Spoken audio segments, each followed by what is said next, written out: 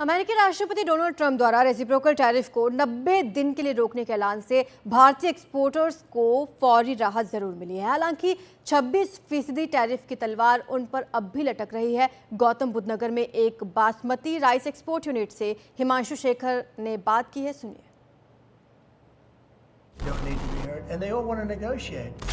And we decided to pull the trigger.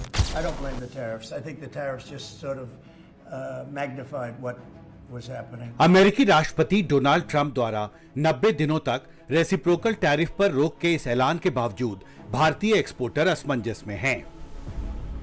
Gautam Buddha नगर की इस rice export unit में बासमती चावल के हजारों पैक अमेरिका एक्सपोर्ट होने के लिए तैयार हैं।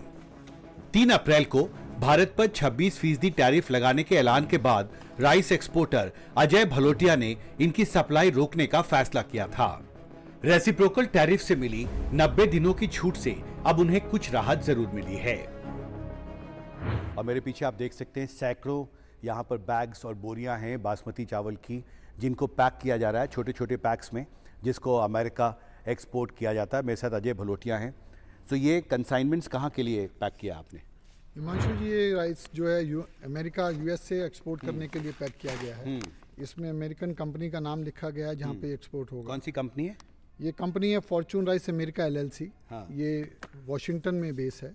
तो इसको हम लोग एक्सपोर्ट कर रहे थे, लेकिन ये शिपमेंट क्योंकि टैरिफ आने की वजह से रोक दिया गया, क्योंकि अगर अभी इसका कोई क्लियरेंस नहीं था कि कौन सी शिपमेंट पे लगेगा कौन सा नहीं लगेगा।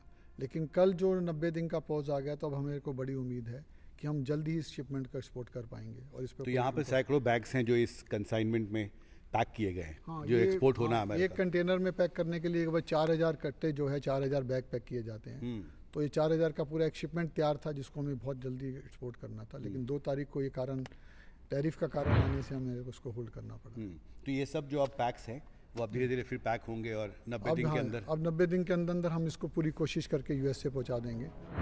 All India rice exporters association के मुताबिक साल 2024-2025 में भारत से अमेरिका कुल 2.5 लाख मीट्रिक टन बासमती चावल का निर्यात हुआ। गैर बासमती चावल का निर्यात 0.6 लाख मीट्रिक टन था।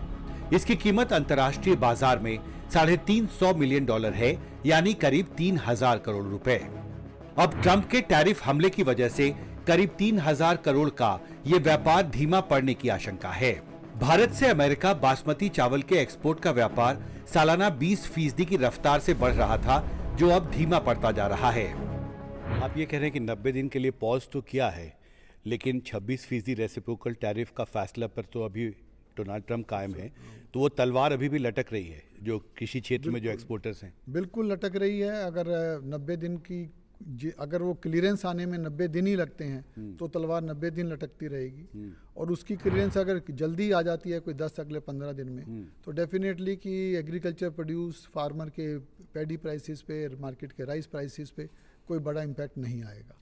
लेकिन अगर वो 90 दिन तक वेट करके होगा, तो डेफिनेटली कि 90 दिन के बाद तो एक बहुत बड़ा इम्पैक्ट आएगा। तो अभी भारत से कितना बासमती चावल का एक्सपोर्ट होता है अमेरिका? भारत से 2.5 लाख मेट्रिक टन का एक्सपोर्ट होता है बासमती राइस का, और 0.06 lakh metric ton non basmati का एक्सपोर्ट होता है, जिसकी करीब वैल्यू $350 मिलियन बनती है, जो कि 3000 करोड़ के इक्विवेलेंट जिसका एक्सपोर्ट है हिंदुस्तान से। और ये अगर हम देखे जाते हैं तो पिछले वर्षों से हमेशा बढ़ता रहा है। इस साल लास्ट ईयर टू दिस साल हमारी 20% की ग्रोथ है।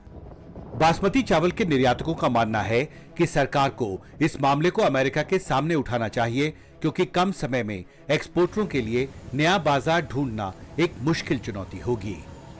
गौतम बुद्ध नगर से हिमांशु शेखर, NDTV इंडिया।